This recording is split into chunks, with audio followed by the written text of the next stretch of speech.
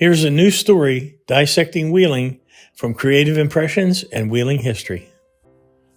Boy, I've been waiting a long time to do this story, and what a wonderful picture this is.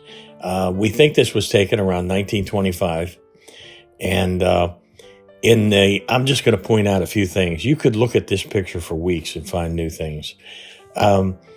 Over off to the right, down in the lower corner, you can see what is presently the Borey Lofts. I think it was a flour company back then. And right behind it, you can see where they're building the Pythian building. And that's the reason we kind of think this was 1925, because that building was done in 1927. And then off to the right of that is part of the B&O train station, which is now West Virginia Northern College. And, right across from that Pythian Castle building, you can see our custom house. I mean, there's just so much here. It's crazy. And there was so much going on there. There was a lot of warehousing space and places for the trains to unload. And if you keep going a little left, you can see the Flatiron building. And, of course, that's the only one standing for that whole block.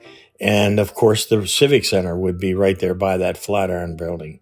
And, there were warehouses down there, and the trains would unload there. That's what those long buildings are, warehouse buildings. And then if you just keep going, going up, you can recognize a lot of different buildings. But there's the Schmalbach building, Wheeling Steel building, whichever you know it by, at 12th Street. And then, you keep going, and you can just recognize all kind of different things. And look up on the hill, you can see diamonds. The Hampshire Diamond Company had an enormous sign up on that hillside, kind of like the Hollywood sign. We probably had it first. This is just a great picture. And then I'm going to bring in a photograph that a friend of mine, Mark Campbell, took with his drone to kind of show you that same area. We could not get it to be exact, but again, this is a great photograph that you can look at, recognize, and realize the things that are gone on this present-day photograph. But both of them are just beautiful photographs.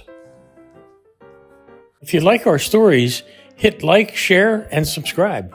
Check out our books at wheelinghistory.net.